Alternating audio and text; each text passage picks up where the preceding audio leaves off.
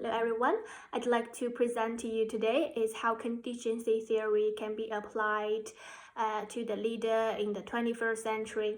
My talk is particularly relevant to those of you who like to be a better leader. First of all, I would like to explain what is contingency theory. According to Douglas Harper 2003, the word contingency is taken directly from Latin word, which means possible and happening. Contingency theory or organizational theories, which believes that actions are dependent on the leaders, followers, and situations. The way you manage should change depending on the situation. There is no best way to manage a corporation, to lead a company. Different situation calls for different approach to handle, to manage, and solve the arising issue concerned. In the case of this contingency theory, a leader's preference plays a significant role in the ability to be successful in a variety of situations. The theory attempts to provide a balance between the importance of an individual's preference and situational factors. To maximize the likelihood to become an effective leader, you should be able to examine each situation and decide whether your leadership style is effective. In most cases, this requires you to be self-aware, objective, and adaptable. Contingency theory says there's no matter how successful leaders are, there always be a specific situations that will challenge them. Use the contingency management style. Manage can respond to causes of individual problems rather than overreacting to the problem itself.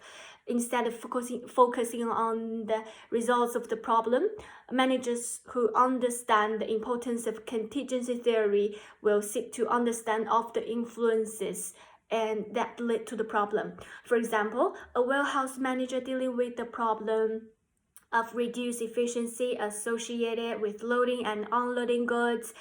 They may take a closer look and realize the lack of proper ventilation can cause warehouse co-workers to tire quickly and require frequent breaks. If a manager only relies on motivation theory as an automatic response to productivity issues, he may not improve efficiency.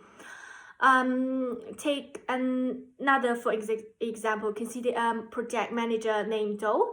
Joe finds it much easier to communicate in written rather than in person, so he usually encourages his team by sending them thoughtful emails at the end of the week.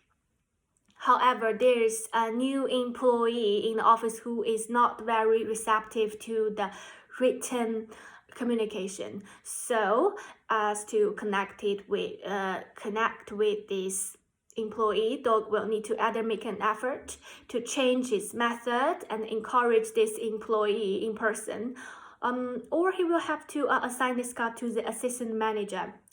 In this example, Joe is a good leader who is facing an expected challenge, and Joe accepts facts that he will need to adapt this situation instead of trying to force his usual methods.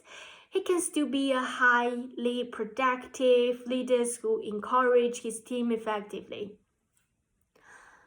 Applying the contingency theory of management requires management to stay alert and avoid relying on the policies, the rules and traditions as the only guides for their choices.